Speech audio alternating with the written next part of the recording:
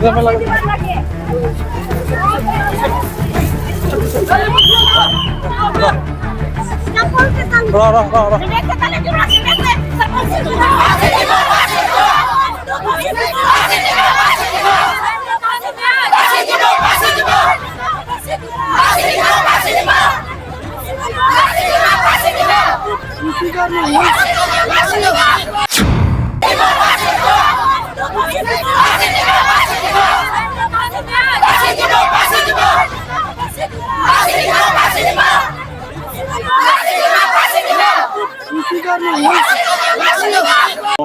এফেয়াৰৰ বাবে হত্যাৰ এটা অভিযোগ আছে, যিটো অভিযোগৰ আমি ইতিমধ্যে কেছ ৰুজু কৰিছোঁ আৰু ইতিমধ্যে 3জন লোক আমাৰ যি দেউচি গাঁৱৰ ৰাইজৰ সহায়ত আমি 3জন মানুহক কৰায়ত্ব কৰিবলৈ কৈছোঁ। বাকী আৰু যিমানকেইজন মানুহ আছে খুব সোনকালে আমি কৰায়ত্ব কৰি যাতে বেছি শাস্তি পায় আমি তাৰ বাবে সদায় চেষ্টা কৰিম। এইটো লভ এফেয়াৰ হৈছিলে বুলি গোটেই গাঁৱৰ ৰাইজে বা যিমানখিনি আমাৰ এতিয়ালৈকে তথ্য প্ৰমাণ পোৱা গৈছে, এইটো লভ এফেয়াৰ হৈছিলে বুলি হৈছিলে আৰু যাৰ ক্ষেত্ৰত মানে যিজন মহিলা আছিলে তেওঁৰ হাজবেণ্ডক অলপ দূৰলৈ মাতি নি তেওঁক হত্যা কৰাৰ এটা হেৰি আছে। আপোনালোকৰ পৰা কি বিচাৰে ৰাইজেতো বিচাৰে যোন মানে দোষী তেওঁলোকে খুব সোনকালে শাস্তি পোৱাটো তেওঁলোকে বিচাৰে আৰু যোন এতিয়ালৈকে কৰায়ত্ব হোৱা তেওঁলোকক কৰায়ত্ব কৰাটো তেওঁলোকৰ দাবী আৰু এইখিনি আমাৰ এইখিনি আমাৰ ডিউটিয়ে, গতিকে আমাৰ ডিউটিখিনি আমি খুব সোনকালে আমি কৰিম। ঘটনাটো এতিয়ালৈ 10 দিনমান হৈছিলে ন? কমচে কম আপোনাৰ এসপ্তাহ বেছি হৈ গৈছিলে, আপোনাৰ মিচিং হৈছিলে, কিন্তু ঘৰৰ মানুহে বিচাৰি আছিলে যদি পোৱা নাছিলে, কিন্তু অৱশেষত পৰহি দিনাখন তেওঁৰ ডেড বডিটো পোৱা গৈছে আইনদী তাতে।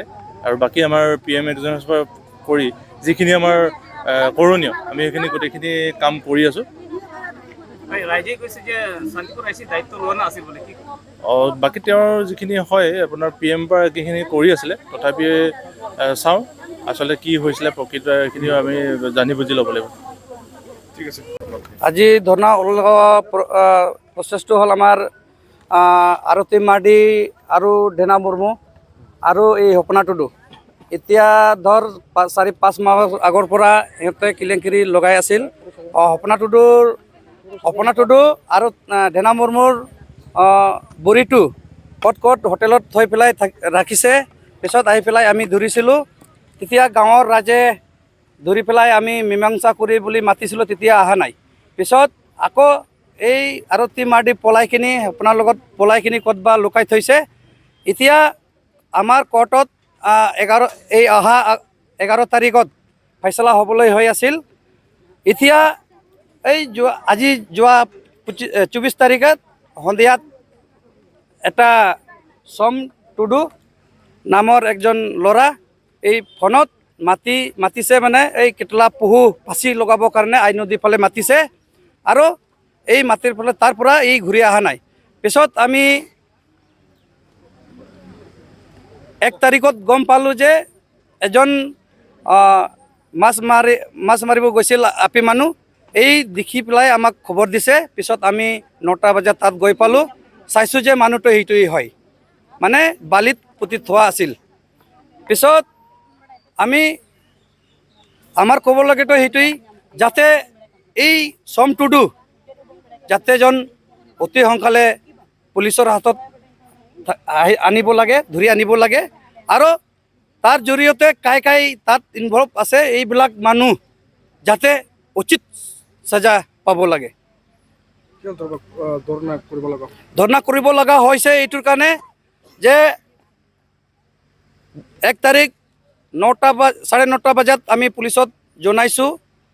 এতে পুলিচ গৈ পেলাই ইনকুৱাৰী কৰিছে। আমি তাৰ পৰা ডেড বডিটো মানে সেই প্ৰশাসন যাই পেলাই ডেড বডিটো আমি 1টা বজাত সমজাই দিছোঁ ৰাতি। পিছত আমি 2 তাৰিখত 9টা বজাত আমি এজাহাৰটো দিছোঁ। 24 ঘণ্টা পাৰ হৈ গ'ল, পুলিচে এটা মানুহ উঠাই নানিলে।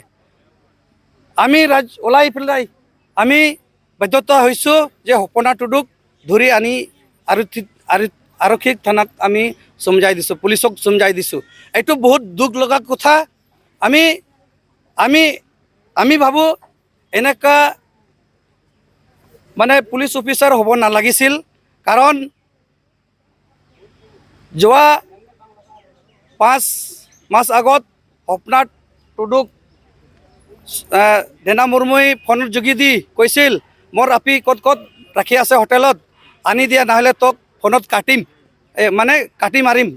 তেতিয়া পুলিচে একশ্যন লৈছিল, সন্ধিয়াত যাই পেলাই ৱাৰ্ণিং দি পেলাই মানে ইয়াত অনা হৈছিল। তেতিয়া আমি গাঁৱৰ ৰাইজ আহি পেলাই তাক অলপ ভুল বুজাবুজি কিবা কৰি মিলাই লৈ গৈছিলোঁ।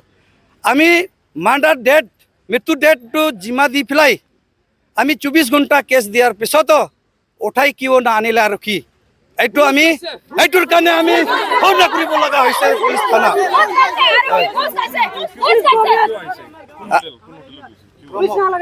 ব্ৰহ্মপুত্ৰ বঙাইগাঁও হয়, মানে তাতে আমাৰ এভিডেন্সত আছে, কিবা আছে মানে এই তাতে ৰাখিছিল। মানে এইটো ঘটনাটো হয় যোৱা 4 তাৰিখ 10 মাৰ্চ 2022 তাৰিখে দুৰ্গা পূজাৰ সময়ত ইহঁতে হোটেলত আছিল।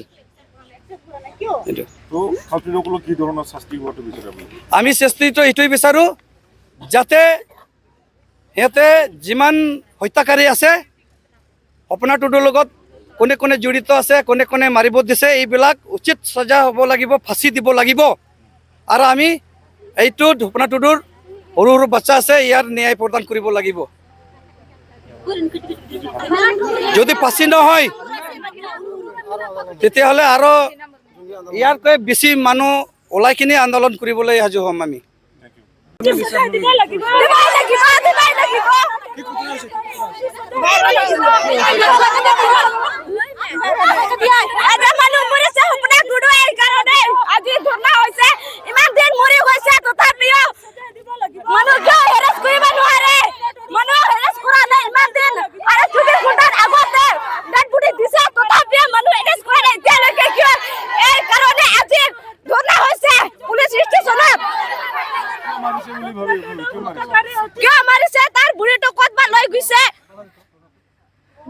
ঢেনা মুৰ্মু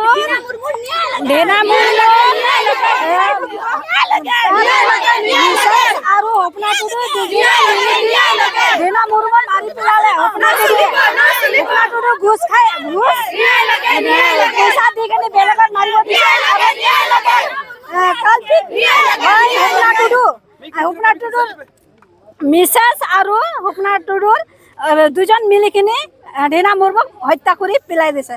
সেইটো কাৰণে আজি শান্তিপুৰ আৰক্ষীত ধৰ্ণা কৰিব লগা হ'ল আৰু কালপিট লৈ অনা হ'ল। এতিয়া স্বপ্নাথ টুডু হত্যাকাৰী স্বপ্নাথ টুডুক ফাঁচি দিব লাগিব আৰু আৰতীও ফাঁচি দিব লাগিব। আৰু ঘটনাটো 24 তাৰিখত ৰাতি ঘৰৰ পৰা মাতি অনা হ'ল আৰু নদীত লৈ কিনে তাতে হত্যা কৰা বালিৰ তলত পতাই দিছে। আৰু যোৱাকালি ৰাতি পৰহি ৰাতি মানে উদ্ধাৰ হ'ল, কিবাটো উদ্ধাৰ কৰা আনিছে আৰু মৰা মানুহটো। জনে দোষ কৰিলে এইটো মানে 1 নম্বৰ ফাঁচি দিব লাগিব। আৰতী মুৰ্মু, আৰতী মাৰ্ডি আৰু স্বপ্নাথ টুডু দুজনে ফাঁচি দিব লাগিব, 1 নম্বৰ ফাঁচি দিব লাগিব আৰু ঢেনা মুৰ্মু ন্যায় পাব লাগিব। দুজনে মানে এই দুজনে প্লানিং কৰি মাৰিছে আৰু মানে স্বপ্নাথ টুডু নিজৰ মাইকী আছে, তথাপি আৰতী মাৰ্ডিক ৰাখিব খুজিছিল। আৰু আৰতী মাৰ্ডিও বিয়া হোৱা ছোৱালী আৰু স্বপ্নাথ টুডুও বিয়া হোৱা মানে মতা, আৰু দুজনে মিলি কিনে আৰু নিজে বিয়া হ'ব বিচাৰি কিনি সেইটো কাৰণে মানে ঢেনা মুৰ্মু হত্যা কৰিলে। আৰু এই দুজনে মানে ফাঁচি দিব লাগিব। আমাৰ প্ৰশাসন মানে দায়িত্বটো লোৱা নাছিল। সেইকাৰণে আমি ৰাইজই মিলি কিনি যিজনে হত্যাকাৰী ধৰা অনা হ'ল আৰু এতিয়া আৰক্ষীত জিম্মা দিয়া হ'ল। এতিয়া আৰক্ষীৰ পৰা মানে আৰক্ষী তদন্ত ল'ব আৰু যাতে তদন্তৰ মানে যিখিনি কালপিত যিমান আছিল সিহঁতে ওলাই দিব আৰু ওলাই ল'ব মানে আৰু সিহঁতে কালপিটবিলাক ফাঁচি আৰু শাস্তি পাব